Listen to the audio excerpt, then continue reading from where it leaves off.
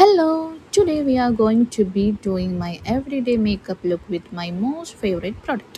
അപ്പോൾ ആദ്യം തന്നെ നമുക്ക് മുടിയൊക്കെ കിട്ടിക്കാം. ഈ ബോക്സ് ഞാൻ വാങ്ങിച്ചത് ഫ്ലിപ്കാർട്ടിൽ നിന്ന് തന്നെ. ആദ്യം തന്നെ നമ്മൾ മിനിമലിസ്റ്റിൻ്റെ മോയ്സ്ചറൈസറാണ് ഇട്ടത്. പിന്നെ ഡോക്ടർ ഷെറ്റ്സിൻ്റെ സൺസ്ക്രീനും. പിന്നെ ആദ്യം ഞാൻ ഉപയോഗിച്ചിരുന്നത് മോയ്സ്ചറൈസറും ഡോക്ടർ ഷെറ്റ്സ് ആയിരുന്നു.